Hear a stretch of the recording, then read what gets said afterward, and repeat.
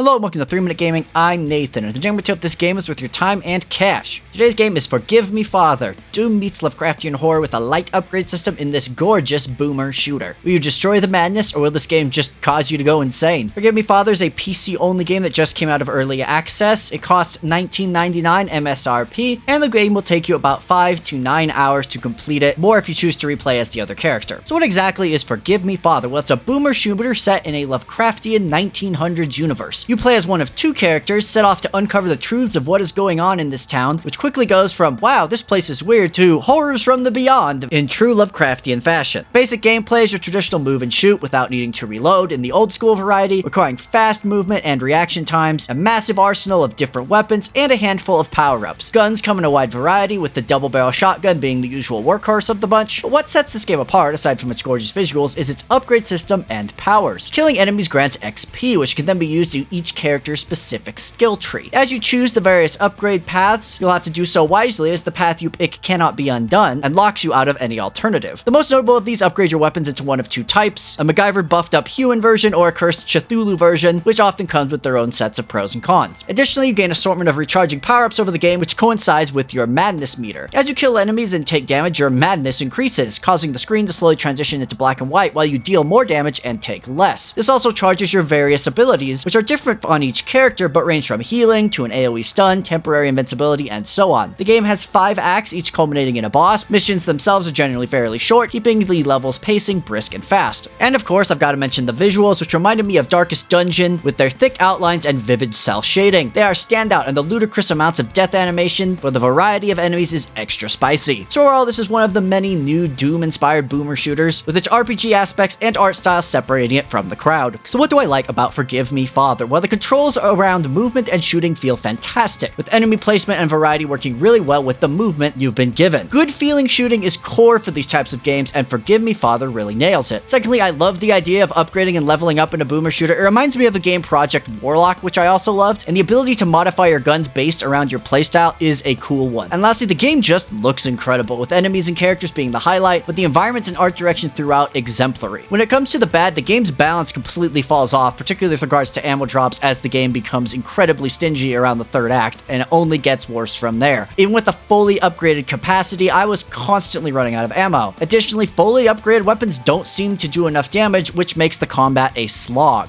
Another issue is that checkpoints are non-existent, meaning a death will send you back to a last save, which is extremely punishing considering the game's difficulty and aforementioned lack of ammo. Nothing's more annoying than beating a battle by the skin of your teeth, then getting killed by a random trap and having to do the last 5 to 10 minutes over again. And lastly, the story and voice acting are absolutely terrible, frankly, and not in a funny way, with lines being generally in broken English and very repetitive. While a story isn't necessary for this type of game, considering the game does lean into it more than I expected, I was hoping it would be a lot better. So as you know, I rate games on a 3-point scale: must play, maybe consider, don't bother. Forgive Me Father is definitely a maybe consider. It's a game where I find the core foundation to be fantastic, but they slipped up when it came to balancing it over the entire game. While I absolutely loved the game for the first episode, by the third, its bullet sponging enemies and the feeling that my arsenal was powered down really started to frustrate me. Even after I dropped the game to very easy, enemies still just ate ammo like I eat Taco Bell, too often and too much. But I will say that the devs are listening to the community and updating this game regularly, so here's hoping in a few months from now, when the numbers are tweaked, the game will be an absolute godsend, or Cthulhu send.